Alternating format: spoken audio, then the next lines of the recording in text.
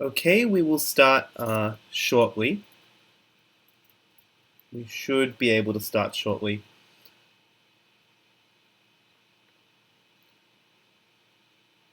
Let me just check the technical things are all working well.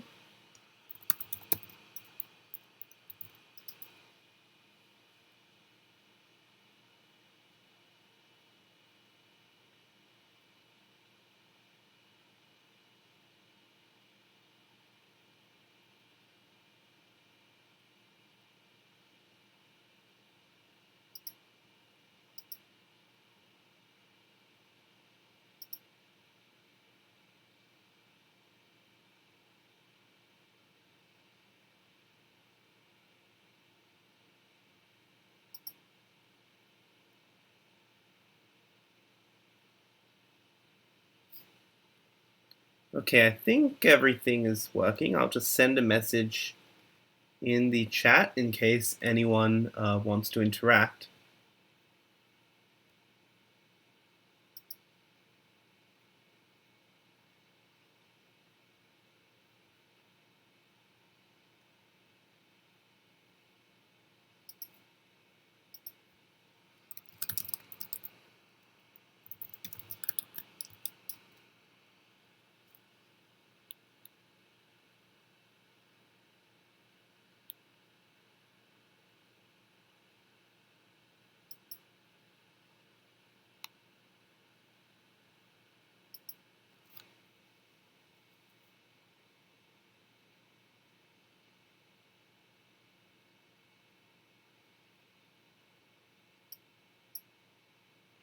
Okay, I think we are good to go. All right, welcome everyone. Programming competitions workshop number 2. Let's get started. So let me put my video capture on. Okay, and here we go. All right, so last week we discussed this kind of abstract idea of program execution time, right? And what we said was, well, we called this computational complexity. Computational complexity. And essentially what it is how long or how many operations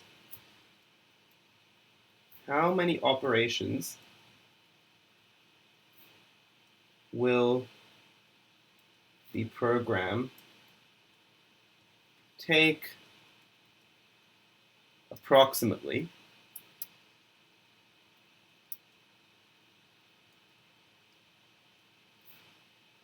as a function of the input size.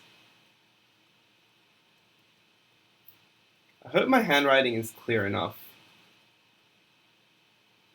Okay, as a function of the input size. What do I mean by that? So for example, if the input size is say 10, does it take 10 steps? Does it take 10 squared steps? 100. 10 cubed? 1000. 10 factorial, which is a very large number. 2 to the power of 10. What is the function that dictates essentially how the output, how many steps it's going to take, depending on your input size? So let's do a quick example. Let's say I wrote some code. For example, n equals int input.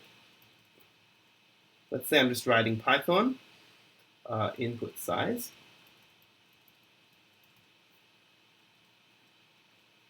And then I took in a list here, right? So let's say L input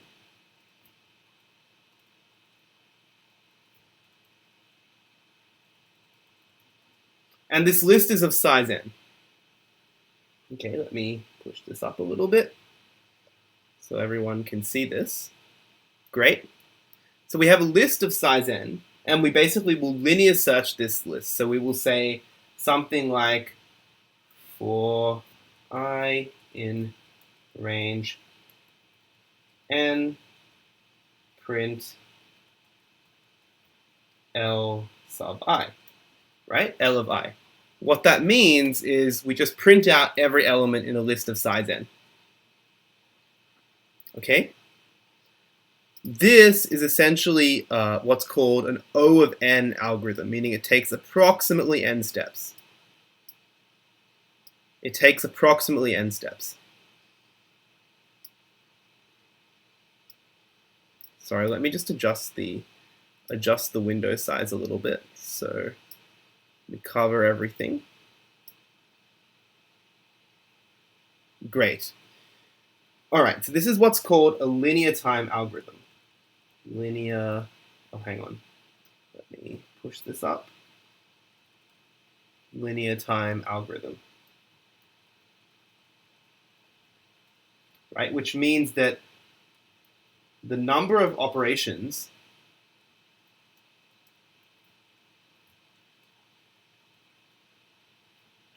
for execution is approximately k times the input size, which is just k times n.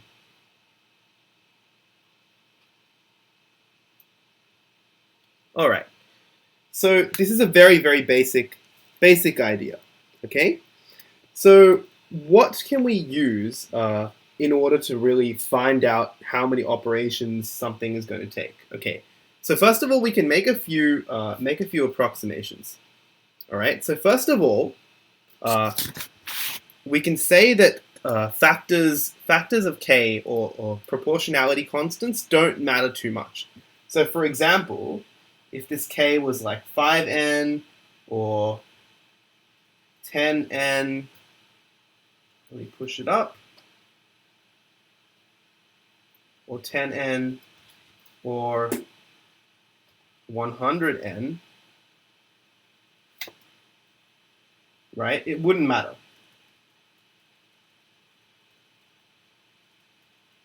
Because as n gets large, for example, say n equals 1,000,000 or n equals 100,000, it's still going to behave in roughly the same way. So constants don't matter. So what we do is we call this order of n, or O of n for short. O of n for short. And what this means is it is order of n, or linear time. In the same way, if we manage to figure out the exact number of operations that some other sort of algorithm would take, let's say, let me move my paper a little bit. Let's say we had a function like this, t of n, which was say 2.4n squared plus 7. Okay? In this case, the 7 doesn't matter, right? Doesn't matter too much when we're dealing with large numbers. And the reason why is because when you get to, say, n equals 1,000, right? 2.4 times 1,000 squared plus 7 is 2.4 times 1,000,000 plus 7. The 7 kind of matters comparatively little compared to the 1,000 squared. In the same way, even the 2.4 doesn't really matter much. Doesn't matter much either. The 2.4 doesn't matter much either. So we only care about the degree of essentially the function or the polynomial that approximates the runtime. So we only care about the n squared. So we would write Tn, which is, for example, the time or number of operations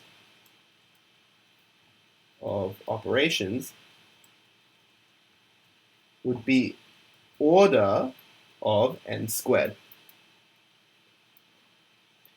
So we only care about rough approximations, if that makes sense. All right, so that's the first thing. The second thing is that the second thing you need to know about this is that well, we can actually add these kind of big O notations. So what we call this is big O notation.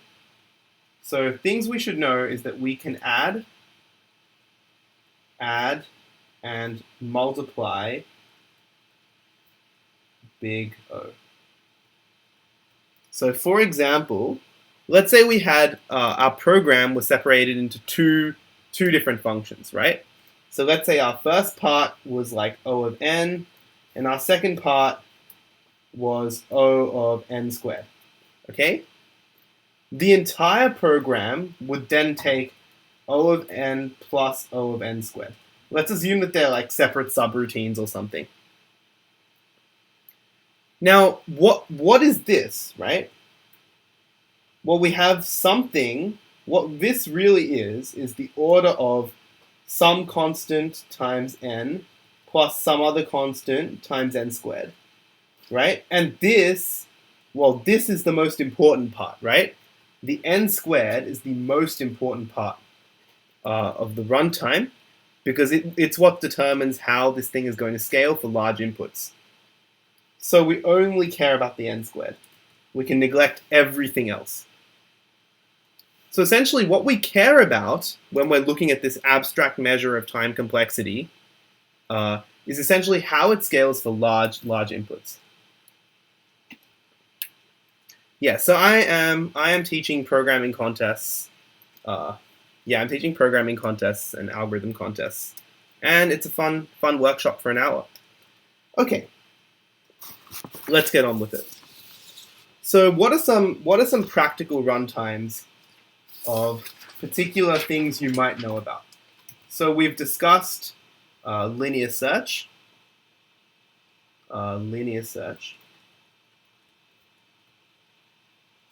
which you should know by now is O of n, i.e.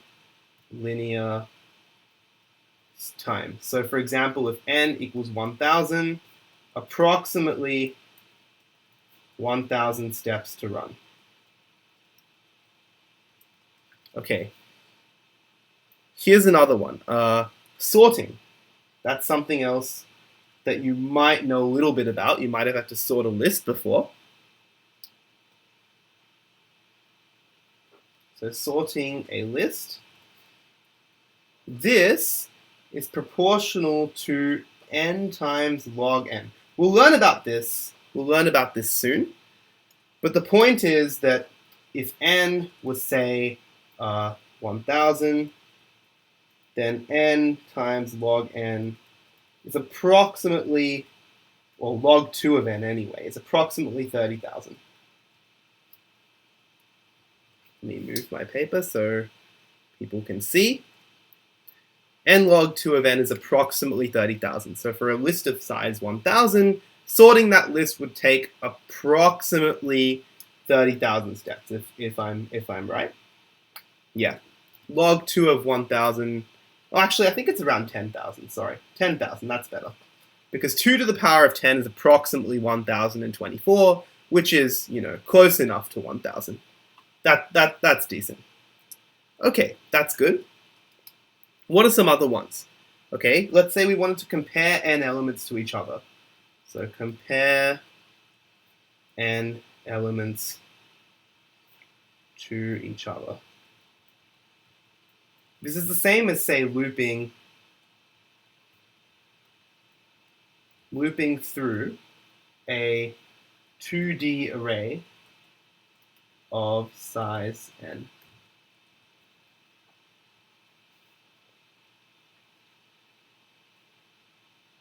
Right? And this is O of n squared. Why? Well, we have the array, which is size n. There are n elements in both directions, right? So there are n squared elements in this rectangular grid of values. Does that make sense? So we have n elements for each row. So we have n rows of n elements. So we have to loop through n squared different values in order to search through our 2D array. So this is O n squared. Okay? Let's go through a few more. So another example would be k nested loops of size n. Okay? So for example, if I wrote the following code in Python for I in range n, for j in range n, and for k in range n, this is 3 for loops where k equals 3, each of size n. So how many iterations are there of all of these loops, right? Well, there's n things that we're going through for I, and for each of these n things, we have another n for j and another n for k. So for example, we would do something like 0, 0, 0, 0, 0, 1, etc. until we got to say 0, 0, n, and then this variable would go up, right? 0, 1, 0, up to 0, 1, n, and so forth, right? And there would be n cubed of these different values. Let me push this up so people can see. Yeah, there would be n cubed of these different values. This is cool, right? So now we have higher order time complexity. So if we had n equals to 100, well, 100 cubed is 100 times 100 times 100 is essentially 10 squared cubed, which is 10 to the 6. So even if n is small here, if n equals 100, this still takes approximately 10 to the 6 operations, right? So there's a kind of general theme here, which is that polynomial time, or anything where the function is pretty small for big values is good, and exponential time, or anything where the function is really large, is really bad. So for example, here's another example. Let's say I wanted to list all subsets of a given set. So for example, in this case, we might have the set being A, B, C, and I want to list every single subset of this. So for example, the empty set, A, B, C, AB, AC, BC, and ABC. So how many subsets are there? In this case, there's 8, right? So we had 8 subsets and just 3 elements in the set. And it turns out that there are 2 to the power of n subsets of a set. Now this is really bad, okay? So imagine n was 1000 again. 2 to the 1000 is an extremely big number. So much so that we wouldn't be able to compute this at all, right? It's just so large. I think it's like, it could be bigger than like the number of atoms in the universe or something. Like I think there's a famous story of this king who was going to give someone a prize, and they asked for, and he said, you can have whatever you want. And the person collecting the prize said that on the first day I want 1 grain of rice, on the second day double my grains of rice, and on the third day keep doubling, and do that for 64 days. So essentially give me 1 plus 2 plus 4 plus 8, all the way up to 2 to the 64 grains of rice. And obviously the king said yes when he first heard the request, and then realized he just couldn't give out 2 to the 64 grains of rice because it was such a big number. Okay, so things like this, well, this is order of 2 to the n, this is bad with a capital B. Okay? Because what happens is that the algorithm, or our program, scales really badly with the number of inputs. Okay? Whereas just the simple linear search scaled very well with the number of inputs. If you had 1,000 inputs, it would take 1,000 steps.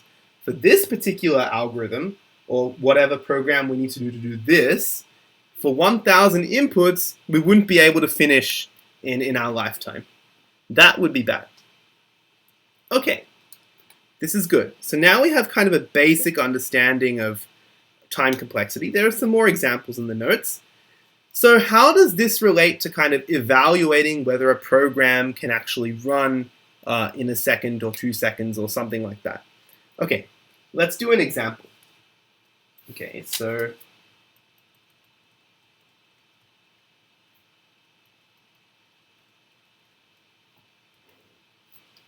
here's an idea. Let's say I have an O of n cubed algorithm. So that's, for example, 3 nested for loops.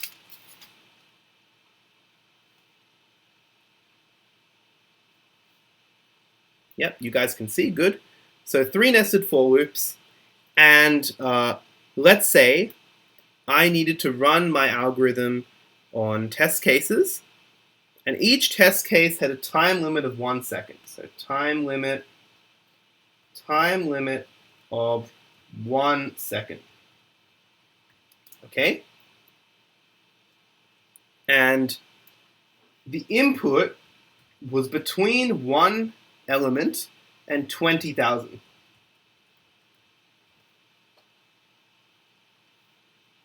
My question to you is, in the worst case scenario, could our program finish in the 1 second? Okay, this is a decent question, right? So 20,000 is 2 times 10 to the 5. Oh, sorry, 2 times 10 to the 4. Good. All right. And we can do, our algorithm takes O of n cubed time, which means it scales in the worst case scenario, when n is 20,000, it scales in roughly the cube of the number of inputs. So the number of operations is going to be 2 times 10 to the 4 cubed, which is bad, right? 10 to the 4 cubed is a big number. This is definitely not, this is much larger than, for example, let's say 50 million. Which is however many operations a computer can actually do in 1 second. Which means that we can see that for the 1 second time limit, that this particular O of n cubed algorithm will not run. It will time out, and we will get less marks. All right. What if we had an O of n squared algorithm? Okay, so O of n squared algorithm, but n was only about 1,000. So 1 less than n is less than or equal to 1,000. So then in that case, and the time limit was still 1 second,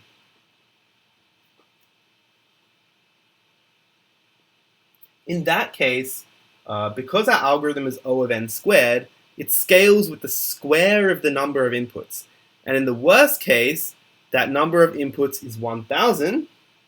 So this takes, the number of operations is 1,000 squared, which is 1 million, which is less than the magic number of 50 million operations per second that a computer can do.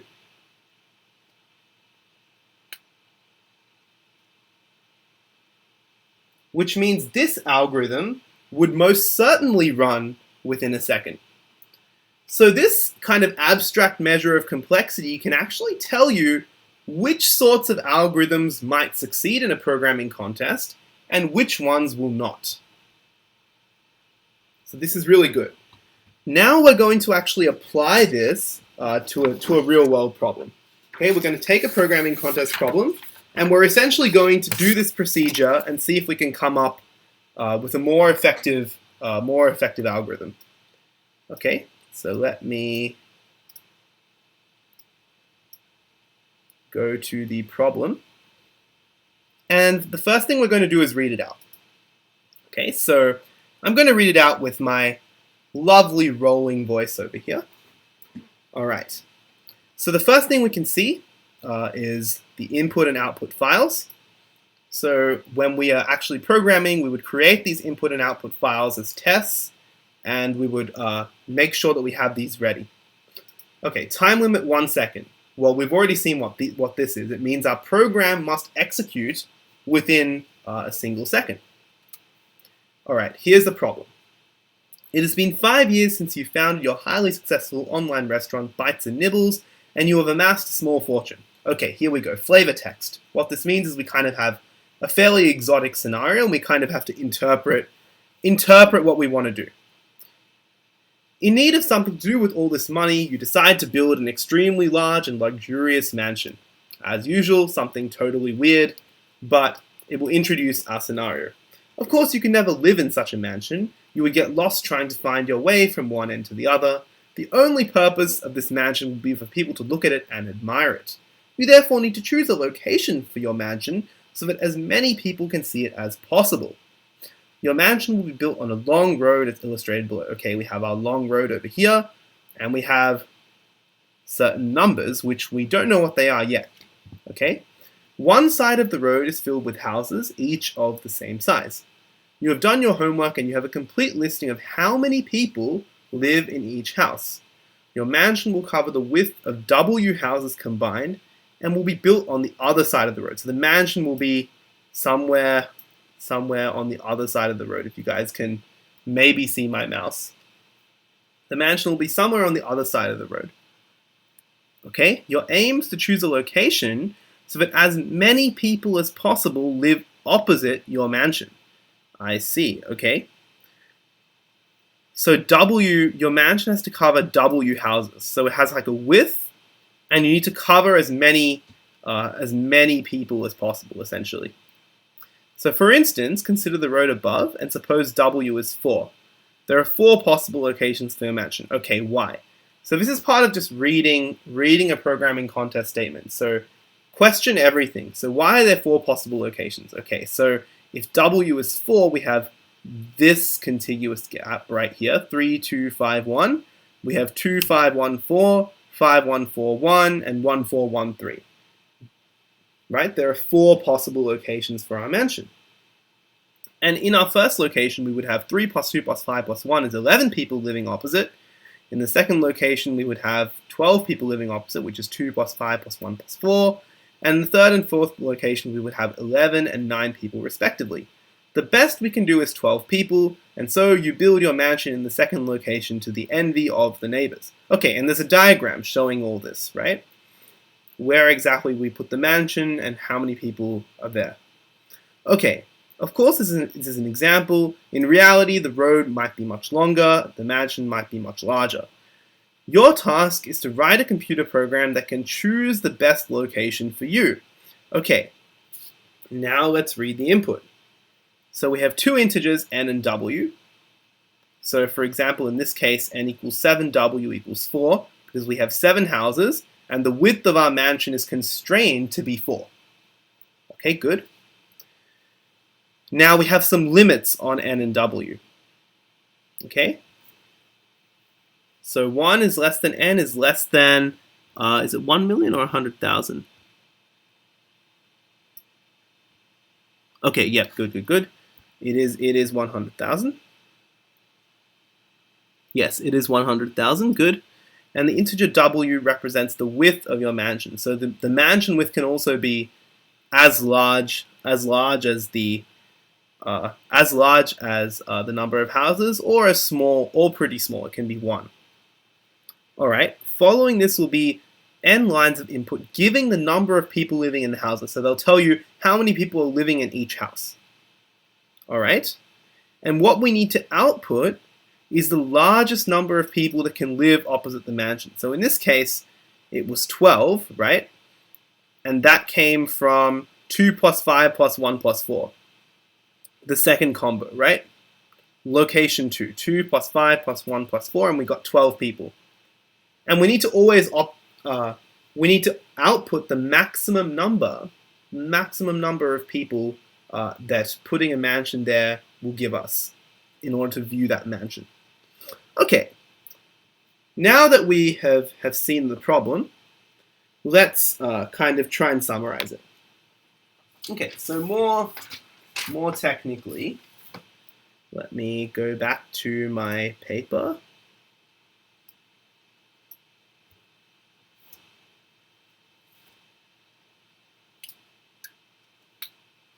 So we have our problem. And one of the first things we should do is kind of write a more concise problem summary to kind of help us to understand what the problem is all about. Okay, so let's say I have an array of size n, which essentially represents all of the houses, and the number of people living in the houses.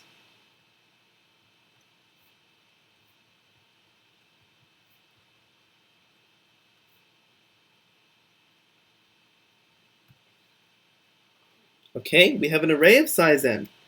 And what we want to do is we have contiguous subarrays. So contiguous meaning they're stuck together. Subarrays meaning that obviously they're arrays and they're kind of next to each other. So for example, let's say I have an array, I don't know, what was the sample input? Something like 2, 3, 2, 5, 1, 4, 1, 3, 5, 1, 4, 1, 3. This is an array of size n equals 7. What we want to do is find the maximum contiguous subarray sum. So for example, this is a subarray, and it has sum 3 plus 2 is 5, plus 5 is 10, plus 1 is 11. This is a subarray, which has sum 12.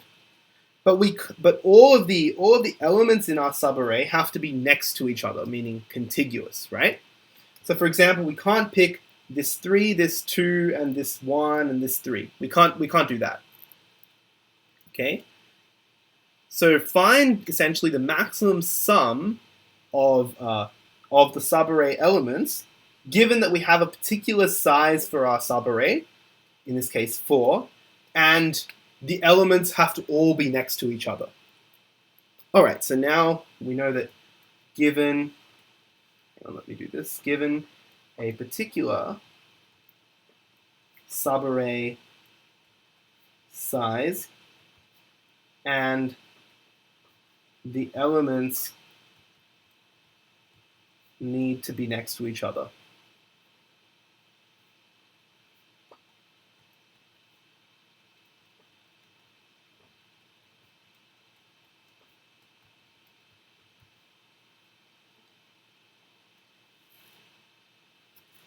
All right, so the next thing we should do is kind of come up with the easiest possible, simplest possible approach to code. All right, what is that? In our case, it's just brute force. All right, so simple brute force. And what this is we find a way to go through all possible subarrays. Okay.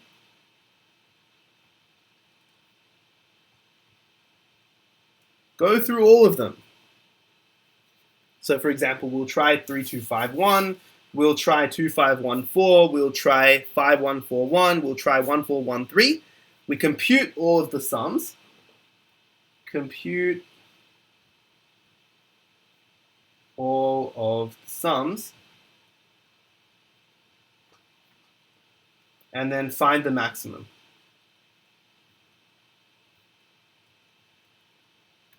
And this is a perfectly good strategy, right? This will finish the task.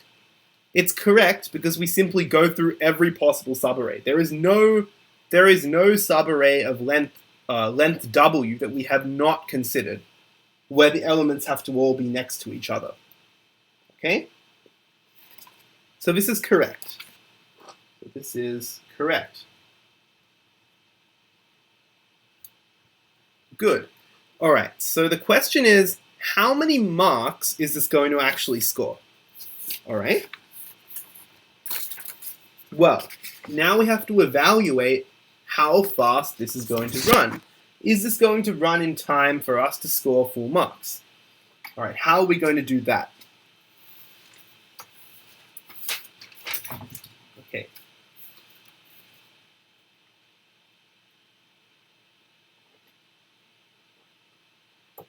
All right, so how do we do it? Well, how many starting points are there, right? We had this subarray, right, which was essentially 3, 2, 5, 1, 4, 1, 3, right? And we want to know how many possible subarrays we have to go through, all right? Essentially, that's just how many possible starting points there are. Now, it turns out that in this case, there are 1, 2, 3, and 4, all right?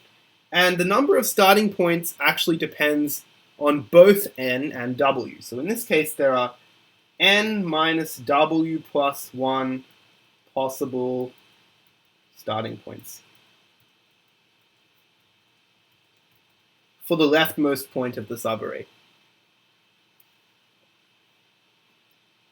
Does that make sense? You can actually do a few examples of this in your own time just to check this out, right? But in this case, it makes sense because in this case, where n equals 7, w equals 4, n minus w plus 1 is 7 minus 4 plus 1, which is 4, which means that the last subarray starts here.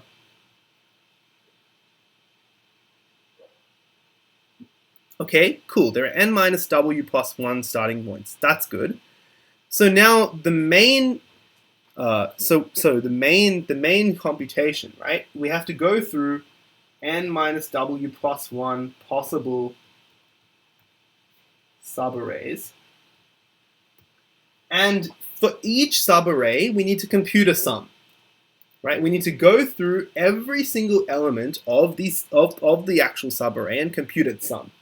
So for example, for 3, 2, 5, 1, 2, 5, 1, this is an example possible subarray that we're going to consider of size w equals 4. We'll compute 3 plus 2 plus 5 plus 1, which is 11. And that takes us an additional 4 steps, right? So essentially it takes w steps.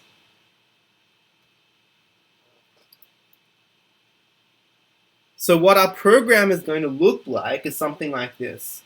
So for let's go starting point. For starting point in range n minus w plus 1, which is just the number of starting points we have, then for I in range w, sum everything up, and here we will update maximum.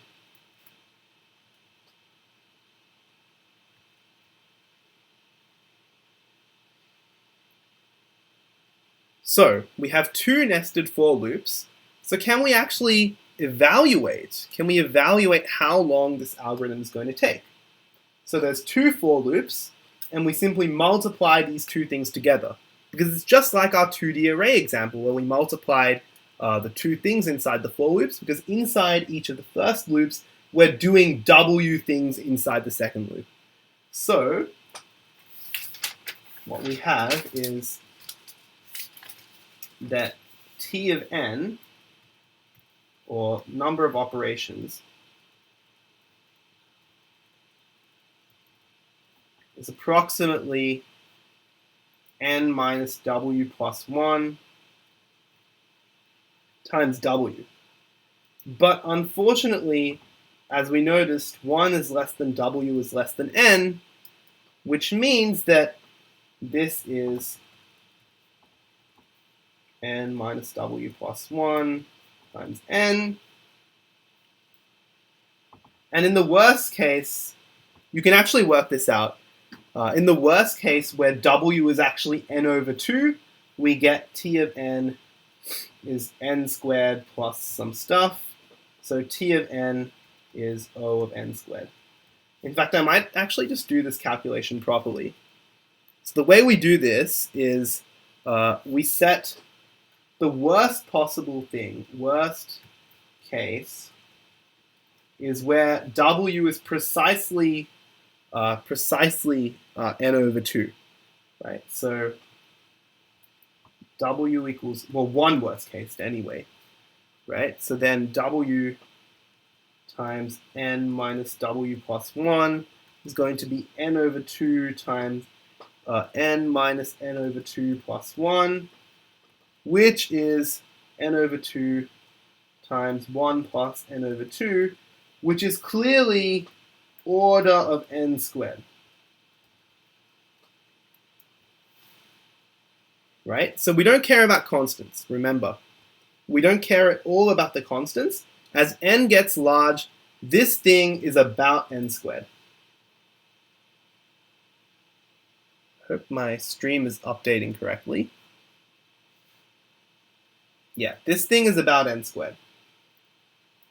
Okay, so now let's do the time exercise, which we just did. All right? So this is going to take, we know that our program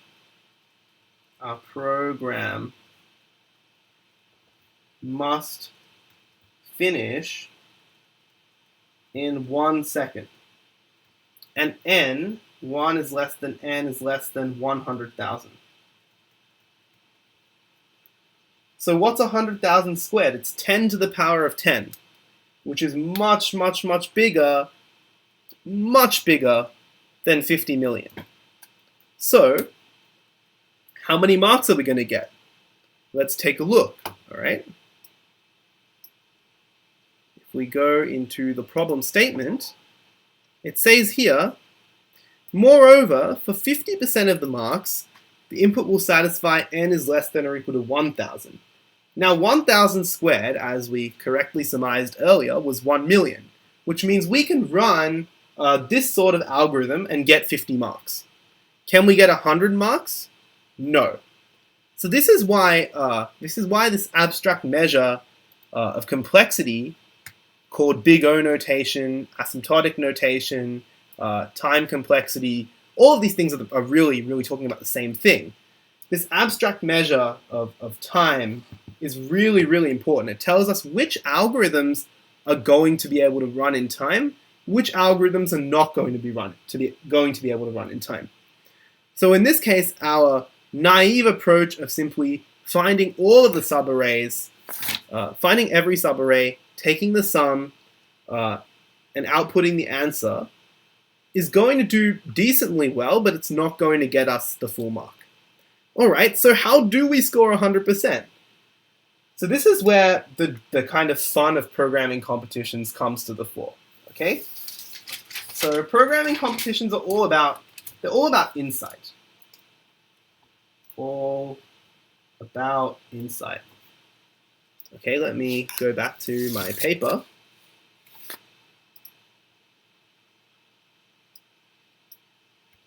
All about insight. So we have to be a bit clever.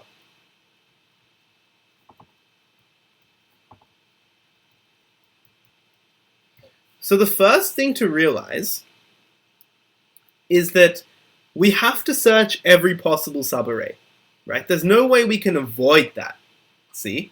So for example, if we had our example case, which in this case was 3, 2, 5, 1, 4, 1.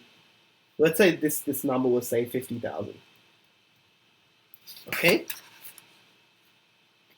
We have to look at every possible subarray. And the reason why is because there could be a number here that makes a subarray at the very end the most practical option.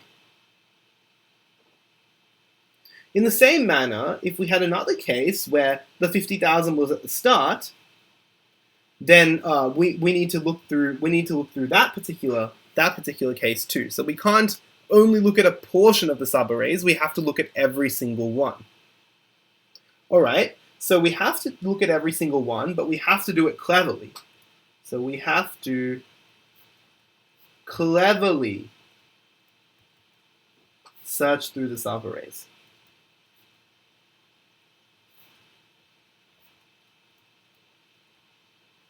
And the way we do that is by using a technique called the sliding window. So I'm going to introduce it now. The sliding window.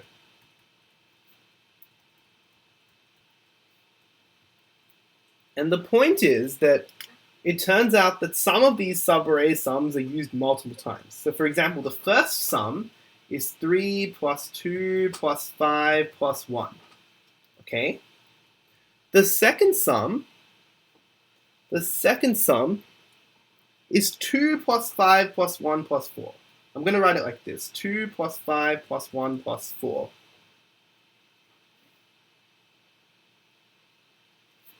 Plus 1. Sorry. 2 plus 5 plus 1 plus 4.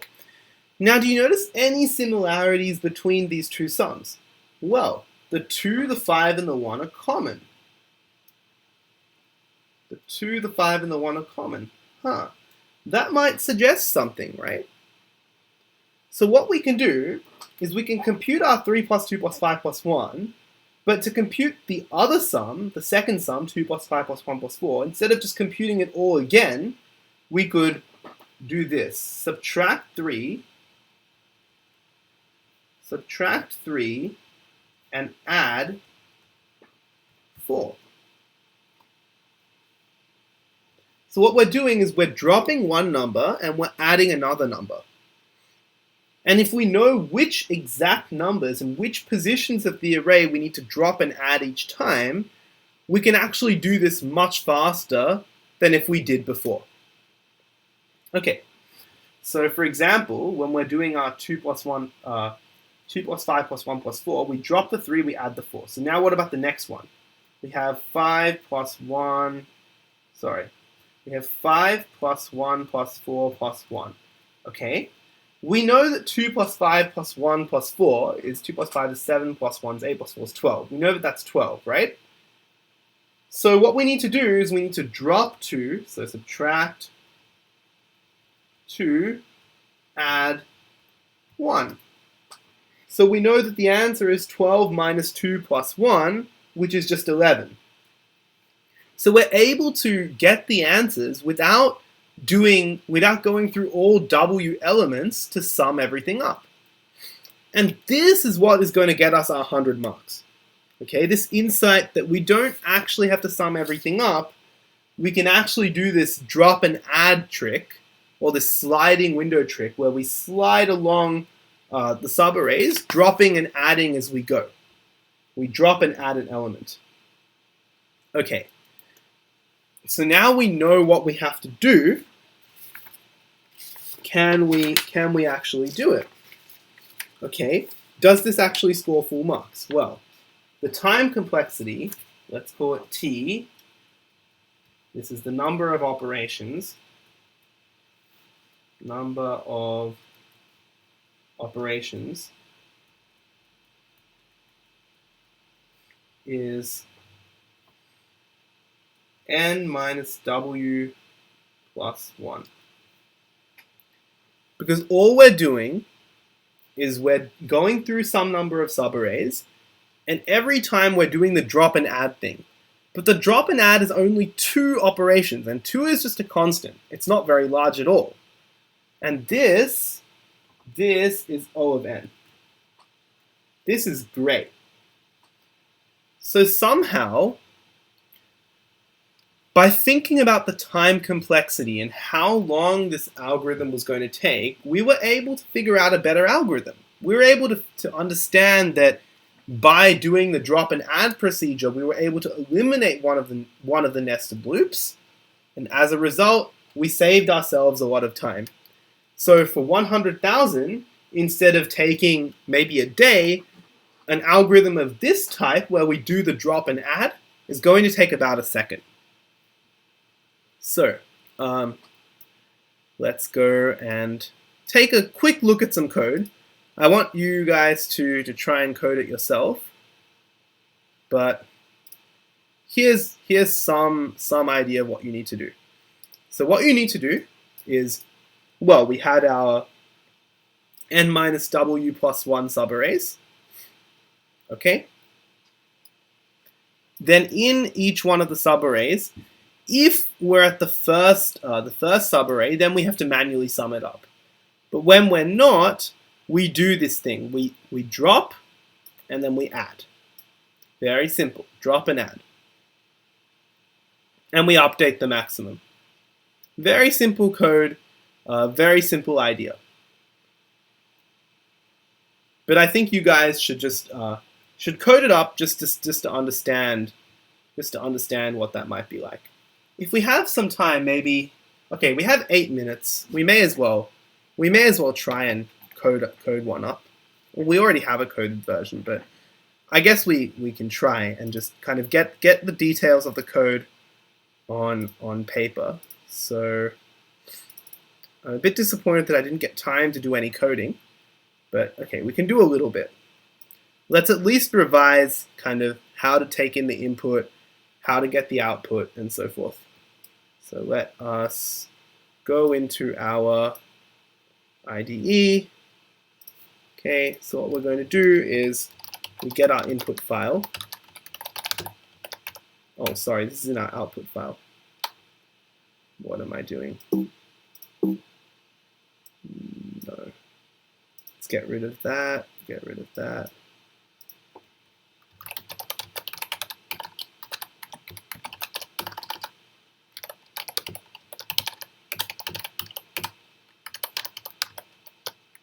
So we will read our n and w, and w equals map int input dot split.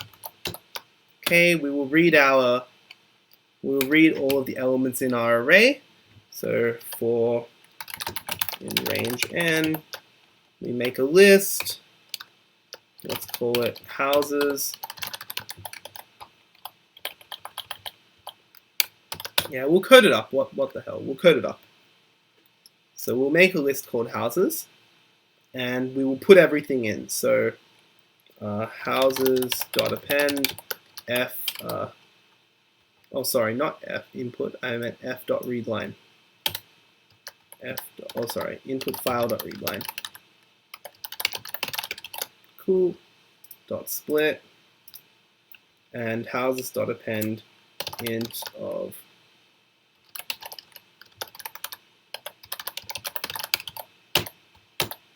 cool. Okay, so now what we're going to do is we will put our input in the input file. So in this case, it is the actual house number. So let me get up our input file. If you can see that, maybe.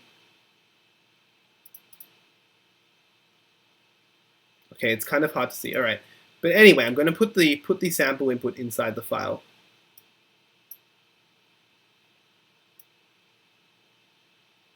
So all of this stuff with like 7, 4, and all of the houses, I'm putting that inside the input file, and then I'll run the code, right? And of course I will print n and w just to check.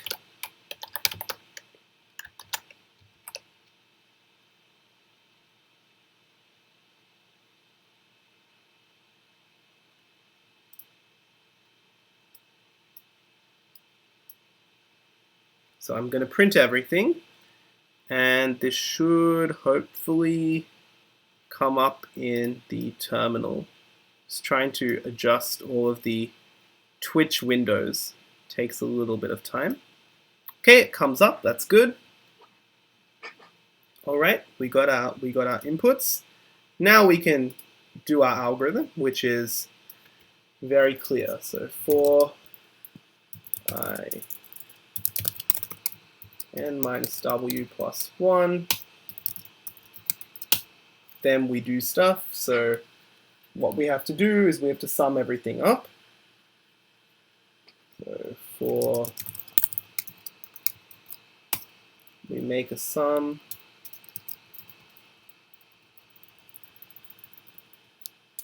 s plus equals houses j. Let's make our maximum variable. Okay, let me just adjust our Python back to the IDE. I hope you guys can see the IDE. Yep. So we make a maximum variable. Let's make it 0 in this case. And we'll make the maximum equal to s in this case, right? And in the other case, we will just write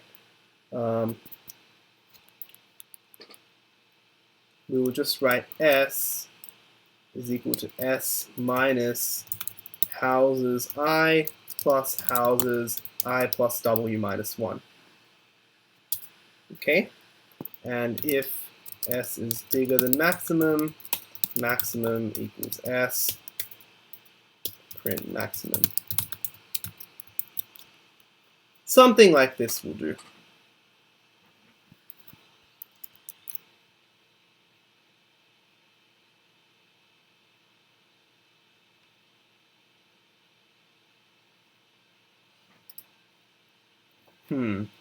Okay, so let me just check everything looks good. This should be what we want. I think it is what we want. Let us check.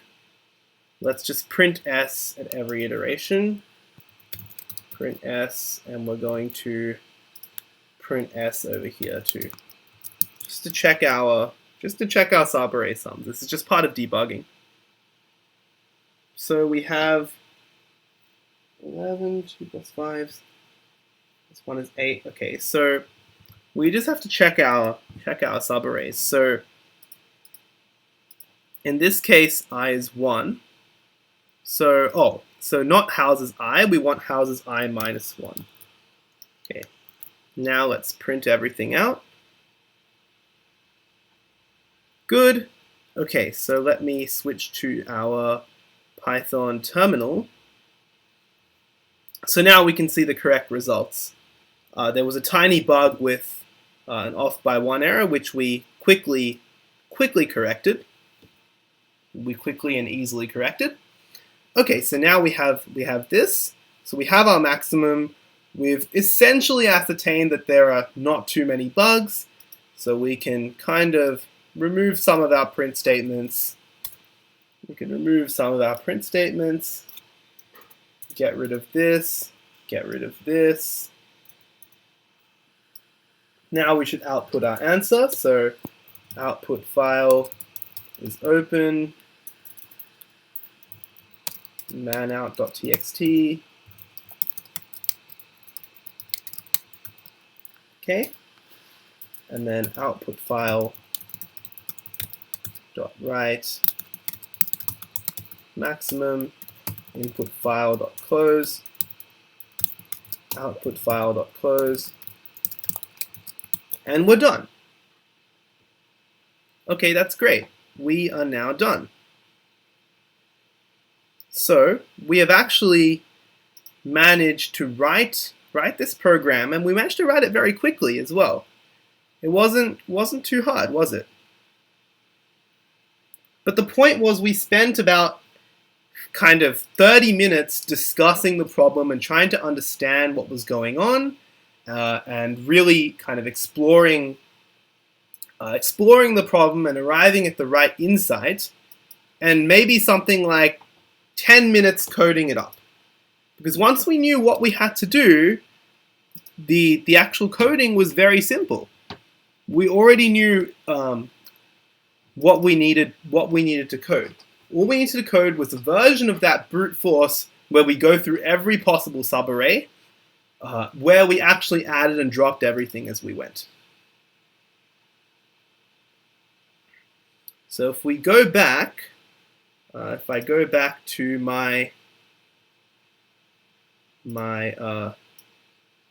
Chrome window, we can see that we actually submitted this just now, and we indeed scored 100%.